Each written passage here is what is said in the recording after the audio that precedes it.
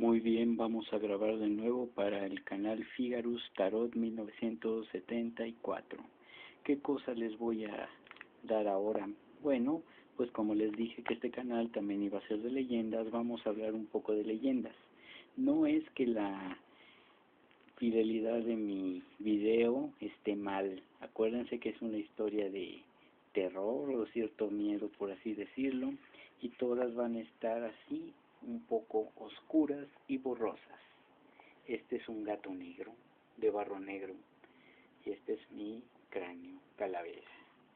Bueno, no les voy a narrar lo que se llama una historia de terror en sí. Les voy a narrar la historia de El Rosario de Amozoc. Sí, miren, aquí en México es muy común que se diga, sobre todo en la zona del centro del país, que se hacen fiestas grandes y de pronto empiezan a discutir y la fiesta acaba en un gran zafarrancho, en una pelea muy grande, y eso es lo que dice el pueblo: es que esta fiesta tan bonita acabó como el Rosario de Amozoc. Bueno, ¿de dónde viene eso? Bueno, pues vamos a ver. Vamos a ver de dónde. Primero, ¿en dónde está Amozoc? Amozoc está aproximadamente a unos 12 kilómetros de la ciudad capital del estado de Puebla. Es un pueblito, pues ahorita incluso, que ya forma parte cercana o ya forma parte de lo que es el área metropolitana de la ciudad de Puebla. Bueno, pues de lo que yo les estoy hablando comenzó ya por el siglo XVIII, lo que es por el siglo XVIII. ¿Qué cosa era lo que había en ese pueblo? Bueno, pues en ese pequeño poblado no todos los habitantes se dedicaban a la sedentaria ocupación de agricultores. En otro tiempo habían adquirido la rara y singular especialidad de hacer minúsculas y primorosas figurillas de arcilla representando todo género de escenas de la vida real. Pero en lo que ellos destacaban sin lugar a dudas fue en la forja del hierro y el damasquinado, encumbrándose en la categoría de artistas en este oficio de Vulcano que aprendieron de los mansos discípulos del santo San Francisco de Asís, entre los que hubo de probable origen toledano y que vinieron con los conquistadores en este suelo. Nadie pudo poner en duda que fueron hábiles maestros en esto y otros artes que ellos también a su vez aprendieron de otros maestros peritos en la fabricación del damasquinado y de otras cosas más. Les recuerdo que también el estado de Puebla es famoso por que tiene también ¿cómo decirlo?, cantidades de mármol, y es muy famoso las de Tecali, por ejemplo, que también están un poco cerca de ahí por el rumbo de Tepeaca, también en ese lado. Bueno, ¿y qué cosa es lo que estábamos viendo?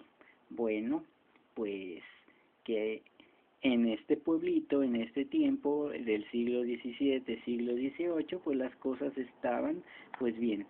Bueno, en los templos de las bruñidas hojas toledanas se dice que el secreto de su fabricación estaba en los ingredientes, donde principalmente entraban las auríferas arenas que las murmuradoras aguas del río Tajo, allá en España, arrastraban y que eran aprovechadas para ese propósito. Ciertamente aquí no podríamos decir si en esto radica el secreto, y bástenos saber que son muy apreciadas. Durante la época del virreinato, el gremio de forjadores tuvo algunas diferencias muy propias de esas corporaciones, a causa de las cuales se habían formado ya dos bandos igualmente fuertes que se disputaban la celebración de la fiesta anual de la Virgen del Rosario, en que, como es natural, nadie quería ser desairado y la competencia de los contendientes hacía que el lujo se extremara hasta el punto de que en la función religiosa se hacía derroche de mucho despilfarro, sobre todo durante la procesión, y en la noche se quemaban fuegos artificiales en el atrio de la parroquia.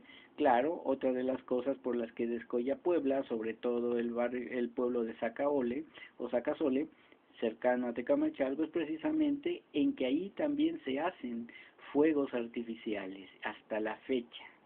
Bueno, sigamos las cosas. Bueno, Dice, hasta aquí las cosas parecían ser muy benéficas, pues los componentes y directores de estos bandos se esforzaban en quedar siempre mejor que los contrarios, pero la envidia siempre comenzaba a interponer negros nubarrones de turbonada y la división de los bandos con el tiempo se fue haciendo peor, no faltando las peleas, lo que inquietaba a las autoridades virreinales que se mostraran muy desconfiadas, pues era de temerse que tal estado de cosas culminara en algo más serio.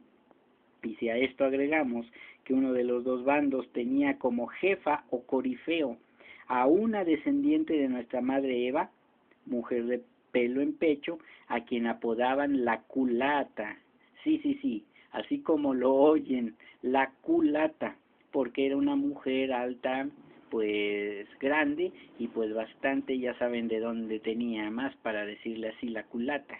Sí, bueno, pues esta mujer era tipo, por así decirlo, como se decía aquí en México, marimacho. De hecho, pues era una mujer, pues hasta cierto punto fea. Y si se hubieran dado los hechos en esta época, obviamente que aquella mujer, si le hubieran puesto Brenda, le apodarían Brandon. Obviamente.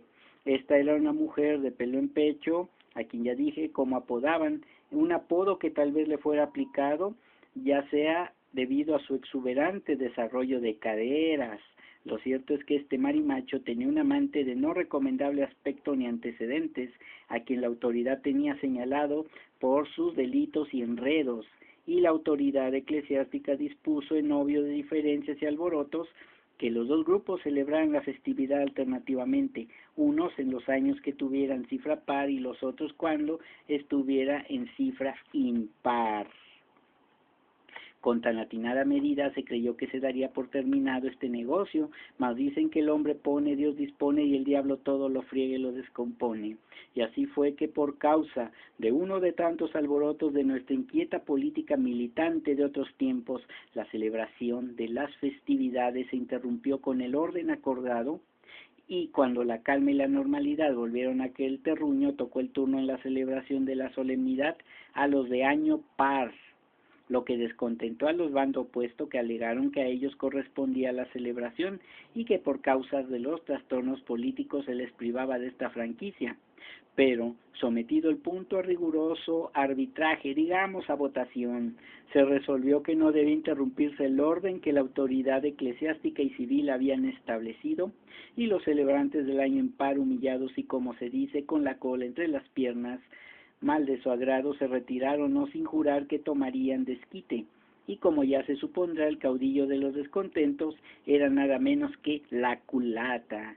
Y ciertamente el fondo de estas cuestiones y acaloradas disputas había el provecho de algunos pesos que se quedaban entre los organizadores, más que el deseo de dar lustre a la fiesta. Así las cosas, llegaron los días del novenario que antecede a la festividad. Los organizadores en esta ocasión extremaron los preparativos y aquel año recaudaron los fondos hasta de la cercana ciudad de Puebla. Los dividendos entre los organizadores prometían ser muy pingües. Se contrató buena orquesta, se invitaron a los faroleros de la misma Catedral de Puebla y a muchas distinguidas personalidades. Y aquí viene lo bueno. El día de la fiesta el bando en derrota se entregó a las libaciones, celebrando al dios Baco, viejo borracho, claro está, ya que no podía festejar a los santos. La iglesia, desde temprana hora, se llenó de fieles. El altar iluminado con luces de colores resplandecía de modo fantástico, luciendo las más hermosas galas.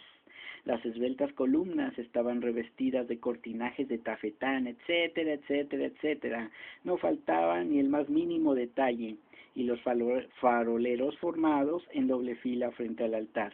Y que comience el rosario. El sacerdote desde el púlpito iba dirigiendo con pausada voz los distintos pasos del rezo. Los del bando contrario, aunque en condiciones poco favorables para tenerse en pie, se mantenían quietos. Solo el lugarteniente de la culata, que estaba cerca del jefe de los faroleros, dejaba fluir su rencor en entrecortadas palabras no propias de un recinto sagrado. Y por fin llegó la hora de la letanía. Las distintas cofradías tomaron orden y acomodo, vela en mano, para formar en la procesión que ya anunciaba el alegre repique de las campanas. Los cohetes estallaban en el espacio. Todo era alegría. La cascada voz de los cantores, acompañados por el gangoso órgano, pronunciaban las laudatorias palabras de la letanía, y aún no moría el eco de la última alabanza, cuando en el aire se oía dilatarse por las bóvedas el implorante Ora pro nobis.